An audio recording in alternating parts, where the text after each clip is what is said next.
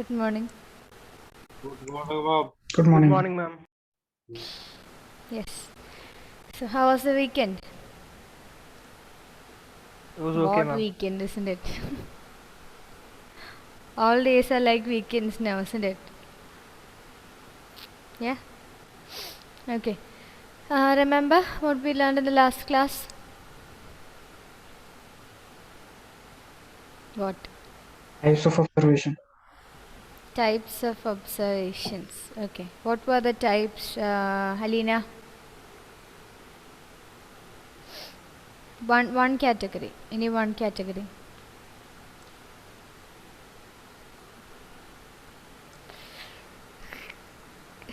I can't hear you.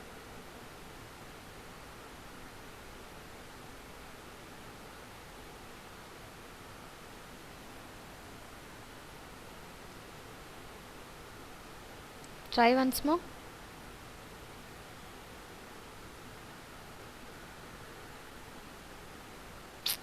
Still I cannot hear. Malavika? Any one type? Ma'am. Hello, ma'am. Yes. Hello.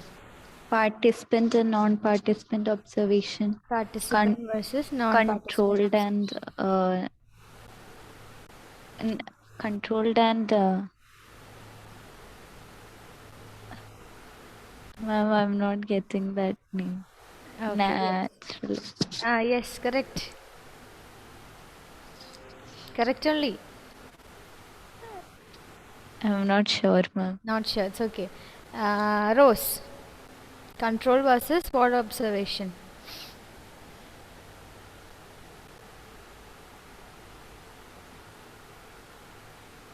One is a control situation, so the other would be Application. you cannot hear. You can hear me? Now I can hear you. Control versus what observation? In a control situation, that is a laboratory situation, will be there. Other than that, the opposite of that would be Application. no.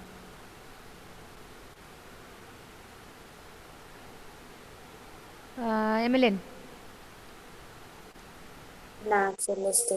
Naturalistic observation. Remember the monkeys example we discussed, right? Yes, we can observe that in the forest area versus in the laboratory. So that is naturalistic versus control observation. Okay. Is there any doubt in that topic? Observation method? No. Which are the 3 points that we have to note while we differentiate between day-to-day observation and scientific observation? 3 points we learnt. Devika? Selection, recording, and analysis of data. Yes, selection, recording, and analysis of data. Now, do you remember the types of data that we learnt? Nature of data, 4 types. Yes, Amal Roshan, can you tell me any one type of data we collect from the participants? Information data. What data?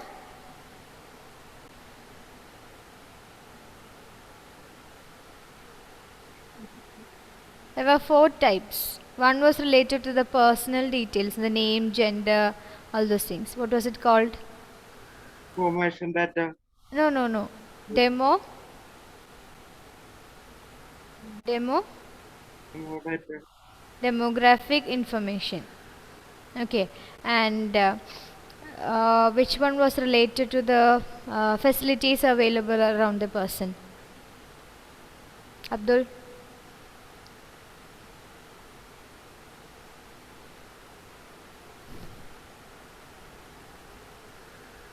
No idea. Physical information. Physical information, correct. Physical information. Now, which one was related to the biological things? Anyone? Open question. Physiological data. Physiological data. And the last one would be obviously psychological data. Okay, the other 4 types. So, observation method is over. Now, next is experimental method. Please note the heading experimental method.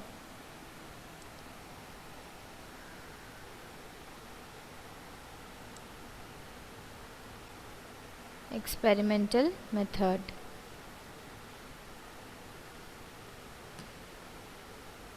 Okay, what can you think of experimental method? You all are familiar with experiments, isn't it? Yes. What can you think of experimental method? How would we collect data in experimental method?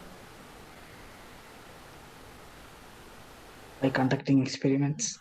By conducting experiments, yes. And what is the aim of conducting an experiment? Like, what are we trying to study or what are we trying to establish?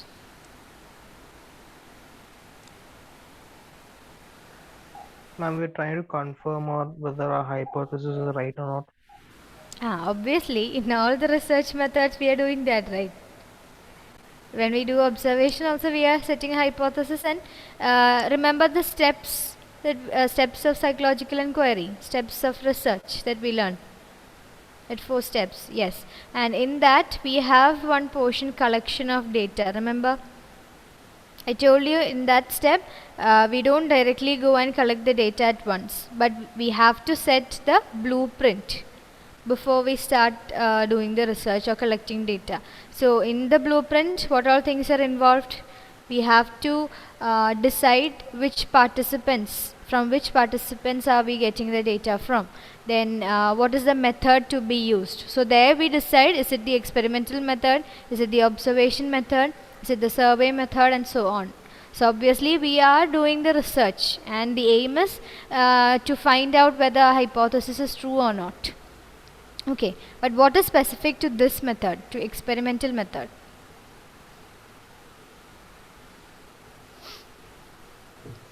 We can do it like according to our control. Yes, it occurs in a controlled manner, that is true. We can control so many factors. Can you give me any example of an experiment, like related to psychology?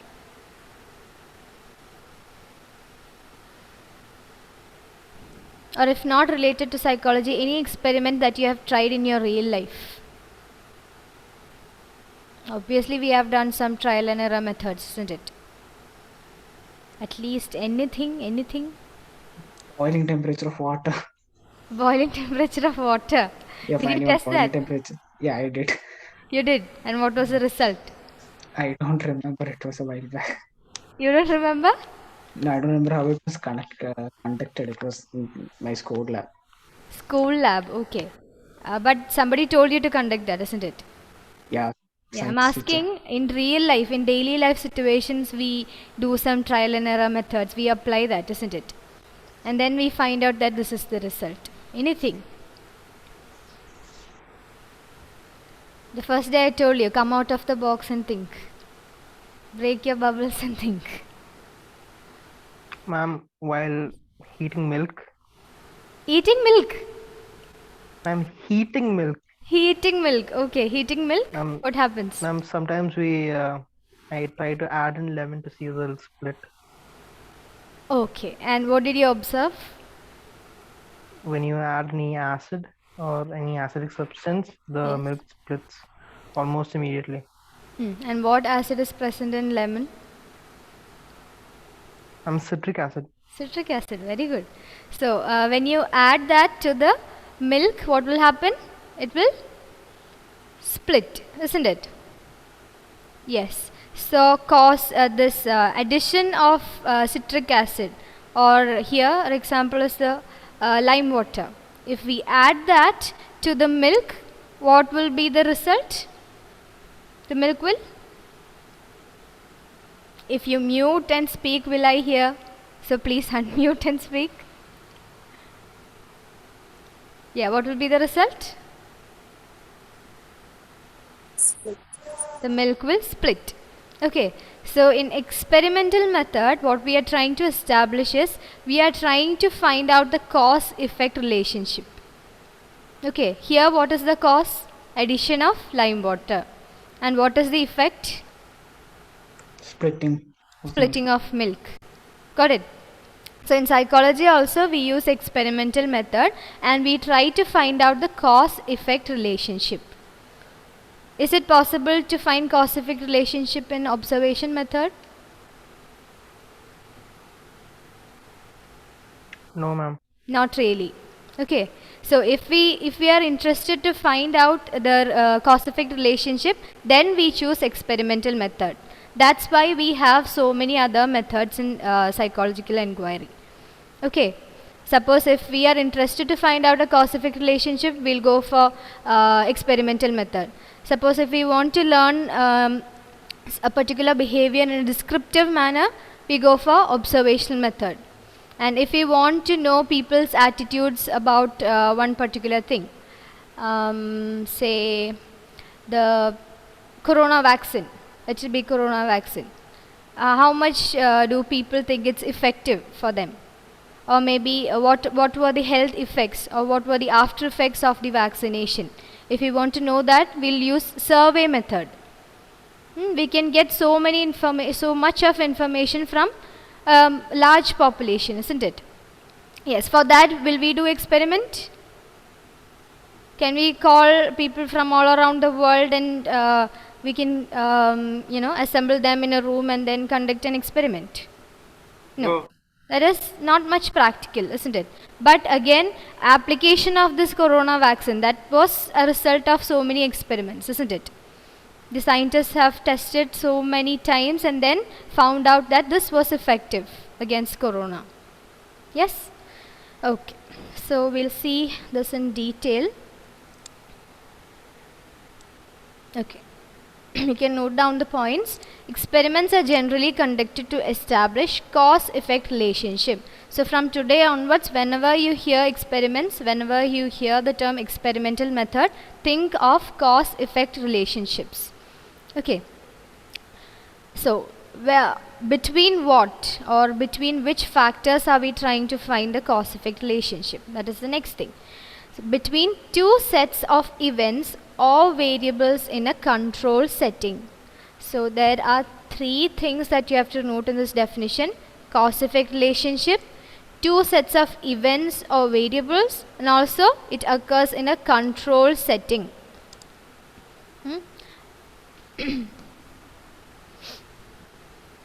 Okay. So when Kevin talked about the example, the splitting of milk, there is a certain temperature and the amount of lime to be added, isn't it? So we control those things: the temperature, the amount or the quantity of the substance to be added, the quantity of milk to be taken. We control all those factors, is it not? Yes? Yeah. So it occurs in a control setting. Always note, experimental method, we apply that in a control setting. And we try to find the cause-effect relationship between variables or events. What do you mean by variables? Varying factors. Varying factors, yes. Generally, when we speak of variables in psychology, it is anything that can change. Okay, anything that can change its value, anything that we can manipulate, and also it has to be measured. If it cannot be measured, then we cannot call it a variable. It has to change and it should be measured. We have to be able to measure that. Anything that changes its value or changes its amount or quality, and also it can be measured. We can call that a variable. Or instead of change, you can also use the word varies. Anything that varies and can be measured, that can be called a variable.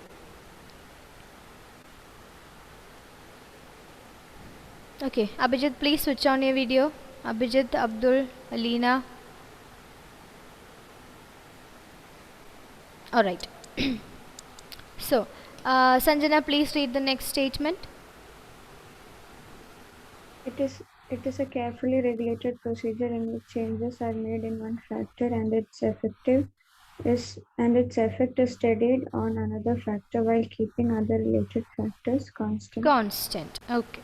And when we do the experiment, we have to make sure that the rest of the factors which are likely to influence our experiment has to be controlled. That is why we are conducting the experiments in a control setting, isn't it? I'll give you an example. Suppose we are trying to find the effect of exercise on the depressive mood. Okay, so we'll choose some participants who had depressive episodes earlier. Okay, so in the blueprint, in the collecting data section, I told you we'll create what? We'll create the blueprint, and in the blueprint we decide from whom the data is to be collected, is it not?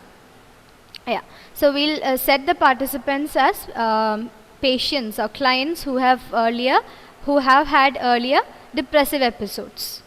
Okay, now we'll take one factor as exercise and the other factor as depressive mood. So we'll see the effect of this on the depressive mood, effect of exercise on depressive mood. So which are the variables here? One is exercise and the other one? Depressive mood. Depressive mood. Got it? Okay. Now if we are conducting this experiment in an open area, okay, where people are watching, maybe in a park, let it be in a park, okay, in a public park. They can see children playing there, maybe it has a small pool around, and they can hear all the noises and all sorts of disturbances are there. Okay, so in one situation we are conducting the experiment in a park, in the other situation we are conducting the experiment in a laboratory or maybe in a control setting. Which would be more effective?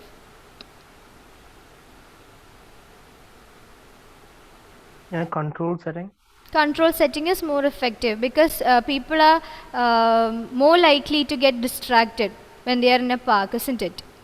And sometimes people with depressive episodes or people with depressive features, they might reduce their depressive features by seeing the kids playing. Okay, so we couldn't actually make out is it because of the exercise or because of the kids around. Okay, that is why we are doing it in a control setting. We control the rest of the factors that are likely to affect our focus behavior, that is depressive features or depressive behaviors. Alright, understood? Okay. So here cause is the event being changed or manipulated, and effect is the behavior that changes because of the manipulation. So in our example, what would be the cause? The exercise and depressive features example, what would be the cause? Cause will be exercising. Yes, that would be the exercise. And effect will be the depressive behavior. Effect would be the depressive feature. So we can expect that this depressive features will increase or decrease because of the exercise, isn't it? So in mathematics also we find relationship between x and y. X and y are variables. In mathematics we commonly use that, isn't it? Yeah, x and y. Take x and y as two variables, find x, find y, all those things. Yes. Similarly, here also we are trying to find out the relationship between two variables, two or more variables. It can be two or more variables. But in very simple experimental methods, we take just two variables. It can be x and y. X can be anything and y can be anything. Okay, it's not necessary that this exercise would be the cause always, or these depressive features would be the effect always. Can you give me an example where depressive features would be the cause?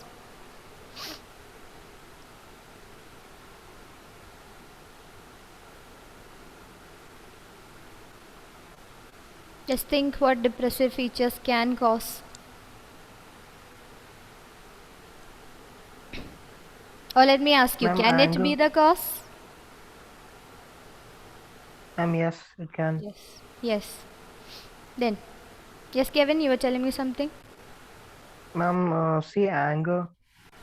Anger. Depressive features might cause anger. Yes, we can find the relationship based on that topic also. Okay, so it's not necessary that a variable can be only the cause or only the effect. It can be both. Depending on the topic that we select for the research, it can be anything. It can play the role of a cause or an effect. Alright. So the next thing, as I told you, variable. It is anything that can change or it can vary, and also it should be measurable. These are the two features of a variable. It should change or it should vary, and also we should be able to measure that. If we cannot measure, then we cannot say that this really varies, isn't it? It should be measurable, and also it should vary or it should change. Then only we call it a variable. And it's not necessary that these variables are behaviors alone. It can be an event. Like for example, in let me ask, PTSD. Do you know what PTSD is? Post-traumatic stress disorder. Very good. Post-traumatic stress disorder. In films, I think it's a very common disorder now. Yeah. So, accidents or early childhood traumas, all that can cause PTSD, post-traumatic stress disorder. Okay. And here, the event is the cause, isn't it? Accident is an event. It's not a behavior. So, event can also be a variable. We can study that also. That doesn't mean that we can cause accidents and study using the experimental method. Okay, we have other methods to study that, like survey methods. We can use survey methods in the victims.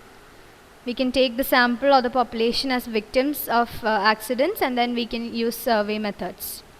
Alright, in the coming session you will see quasi-experiments and field experiments, the differences.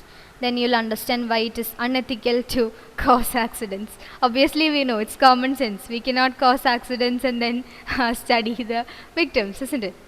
So that's it. So what is a variable? It is any stimulus or event which varies. That is, it takes on different values or changes and can be measured. That is called a variable. An object by itself is not a variable, which means any object that you take, any non-living thing that you take, that cannot be called a variable, but any of its properties can be called a variable. Like when you talked about the milk example, Kevin told an example, right, regarding milk.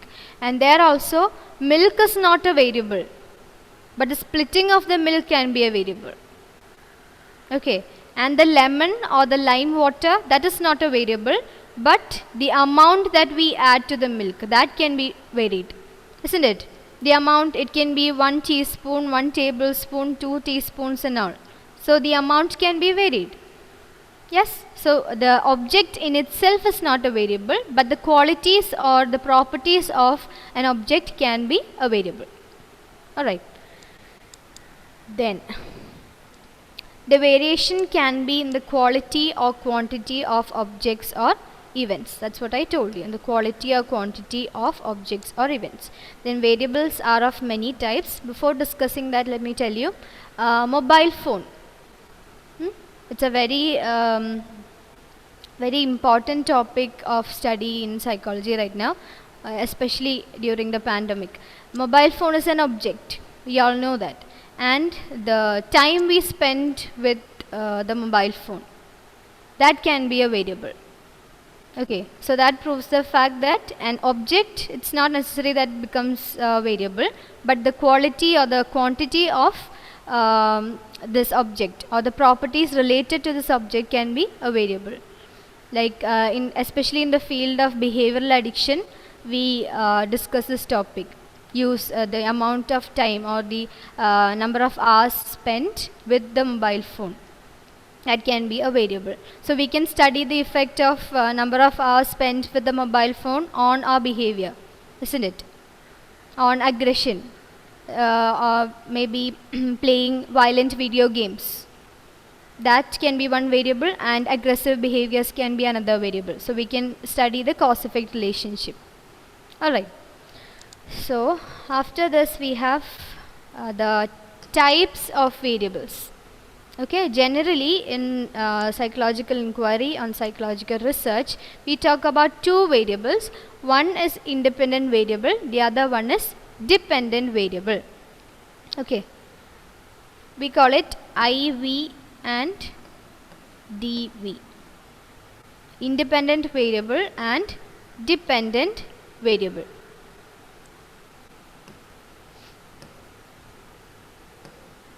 And the reason why I changed the slide is because when you read it, you'll confuse. So we'll understand and then move on to the slide.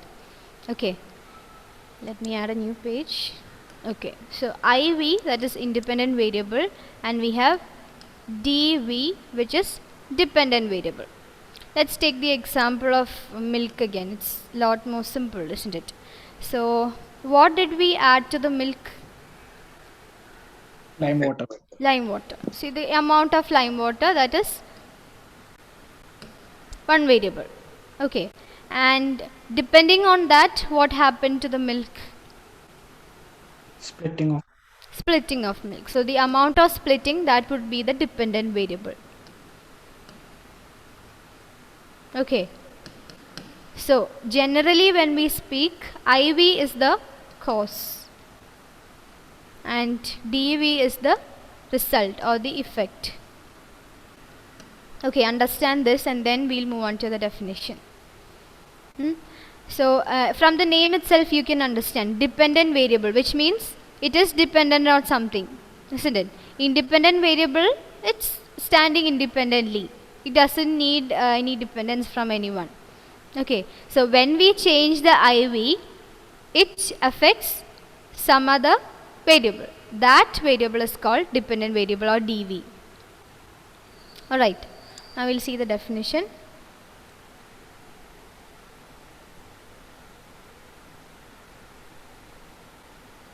Just a minute.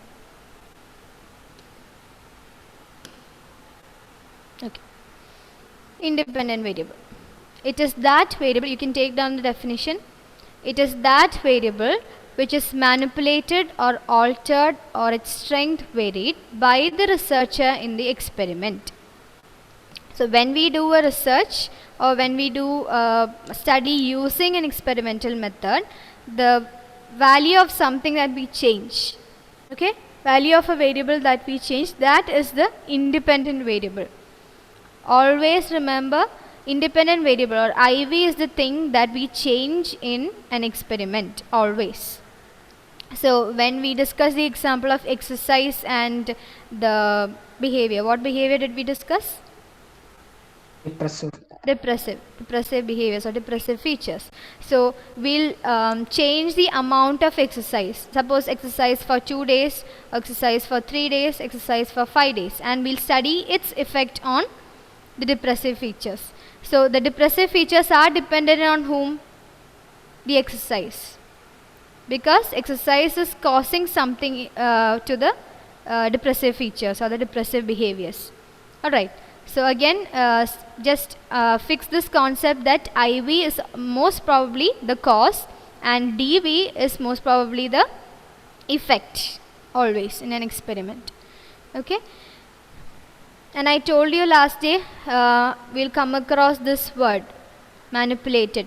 It's not like exploitation that we use commonly in English literature. Here the meaning is the experimenter or the researcher can change its values, change or influence something. That is the meaning that we are using here. The contextual meaning is that. Okay, don't confuse that. So it is that variable which is manipulated or altered, or its strength can be varied by the researcher in the experiment. It is the effect of this change in the variable which the researcher wants to observe or note in the study. Again, in the experiment that we spoke about, we are trying to find out the effect of exercise on depressive features, isn't it? Yes. So that's the statement. It is the effect of this change in the variable which the researcher wants to observe or note in the study. This can be considered as the cause. Important. Mark it. This can be considered as the cause in any experimental situation. Suppose if you get a one-word question, which is the variable that an experimenter or a researcher manipulates in an experiment? What will you write? Temperature in a control room. No, I'm asking about the name of the variable. Is it independent variable or the dependent variable? Independent variable, IV. Okay, always remember IV is the one who the researcher or the experimenter manipulates or changes or varies. Alright? Okay. Now the next one, dependent variable. The variables on which the effect of independent variable is observed is called dependent variable. Dependent variable represents the phenomena the researcher desires to explain. It can be considered as the effect in any experimental situation. So, again coming back to our example, we are trying to explain or we are trying to study the depressive features, isn't it? Depression is the topic that we are interested in. Okay, and we can contribute to the community with the study. How? If we find out that exercise or maybe an exercise for about 1.5 hours per day can reduce your depressive features. If that is the conclusion of our study, then we can contribute that to the community. It will be useful for the others, isn't it? Especially for interventions, for psychotherapies also. We can use this as an alternative form of therapy. It will be helping the clients with depressive features. Is it not? Yes, Sanam? Yes. Alright. So, dependent variable is the effect. Usually when we do an experiment, dependent variable will be the effect, or on whichever variable we are studying the effect of something, or something that is IV has caused something in another variable, right? That another variable is the dependent variable. So always this dependent variable's value we cannot change, because we are changing only the value of independent variable and studying its effect on the dependent variable. Okay.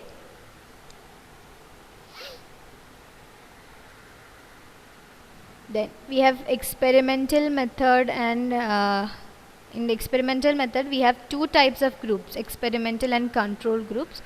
Before that, can you think of other examples for IV and DV? I just want to make sure you understood it or not. Meryl?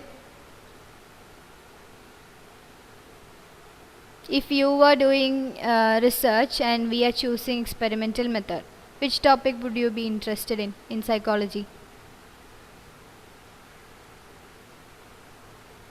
We haven't discussed much topics, it's just the second chapter, but still. You might have some form of curiosity, isn't it?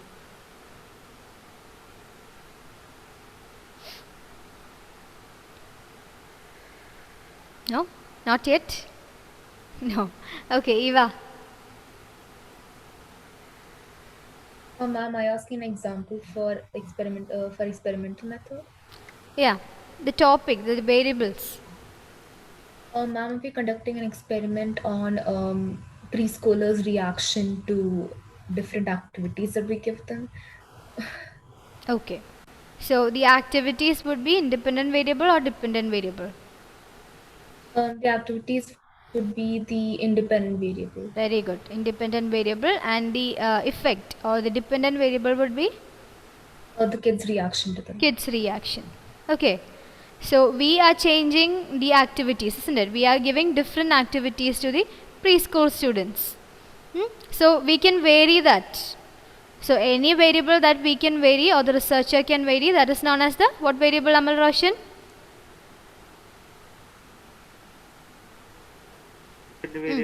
Independent variable. Very good. And we are studying the effect of these activities on something. What is that something here, Malavika? The preschoolers. Preschoolers' reaction or their behavior. Okay. So, understood. Now, any other example? Color changes people's mood. Color changes people's mood. This is something that the architects and engineers look for. Okay. And remember when we spoke about other disciplines related to psychology? when we linked both the concepts? I told you the colors, then the designs, then the crowdedness in an area. These things are specially taken care of by the architects and engineers when they build something. Okay, so we apply that is applied psychology there. And yes, Malavika, the effect of color on what? People's mood. People's mood. So effect of color on people's mood. People's mood would be what variable? Dependent variable. Dependent variable, because that is the effect. We are not changing that. We are changing different colors. Suppose we can do the experiment with different laboratory setting or different rooms with different colors of the walls. Okay, and we can give some activity for the clients or the subjects, and we can measure how much their mood varies depending on the color, depending on this the atmosphere that they are in. Alright, so that is about dependent and independent variable. I hope that's understood. Yes. Now the next one, experimental and control groups. Okay, so generally when we do an experiment, it is very useful to have two groups. One is experimental and one is control group. Okay, experimental group, the subjects in study who receive some special treatment in regard to the independent variable. That might be a bit long sentence, but just note that in experimental group we apply IV. Okay, whereas in the control group we don't give them IV. Why? Are you thinking why? Yes. Yes, we'll see that. In an experiment, this group is administered the independent variable. See, administration of the independent variable occurs only in the experimental group. We are doing the real experiment only in the experimental group, hence the name. Okay, and the variable that is manipulated to see its effect on any other variable under study. That's the definition of independent variable. So we apply independent variable, or what is the independent variable? The variable that the researcher manipulates. This occurs, or this is applied only to the people in experimental group.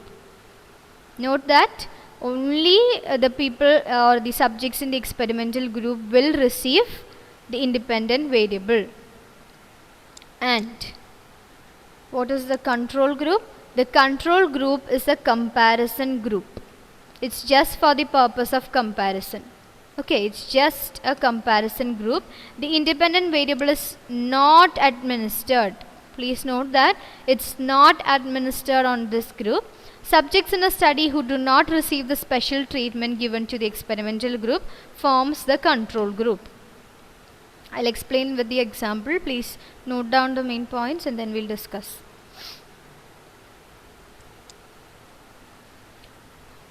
Note the bullet point that it's a comparison group. Then independent variable IV is not administered here. Then you can also note down the definition. Subjects in a study who do not receive the special treatment. What is the special treatment? It is the independent variable. Okay. Independent variable is a special treatment, and it is given only to the experimental group, members of the experimental group, not to the control group.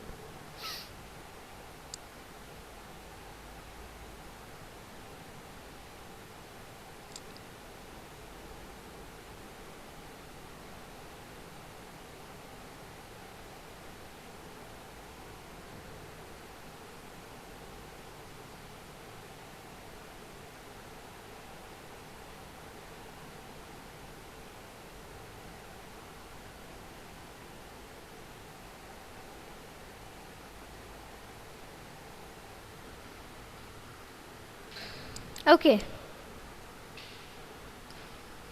Finished? Yeah. So let's take the example of again our exercise. It's easy to understand that way. Exercise and its effect on depressive features. Okay. So in experimental group, what would we give them? What is the independent variable? Exercise. Exercise. We would provide them with the exercise training and activities. Okay. And in the control group, we'll have some members, and what we do is we don't give them this exercise. Okay, and after the study we will measure the depressive features, how much depressive features have varied. So in both the groups we will have participants with depressive features. Okay, but we can know that this exercise has caused the lowering or the reduction in depressive features only if we have a comparison group, isn't it? Otherwise we can assume or we can think in other ways that some other factors might also have affected this depressive features. So we should take the sample of subjects or the number of participants with the same depressive features, divide them into two groups, and in one group we give them the independent variable, which is the exercise. Other group we keep it there constant, just for comparison. So with this we can understand that it is because of exercise that the depressive features were reduced, because in the other group it has not reduced. Understood? Again, in the milk example, we can take two equal containers of milk, and in one container only we will be adding the lime water. The other one we will keep it constant. We'll keep it, both of them will be boiling, but in one thing we will add, on one container we will add this lime water, the other one will be kept for comparison. So after the study we can understand that it is because of the addition of lime water that this one got split, and the other one is still just like that.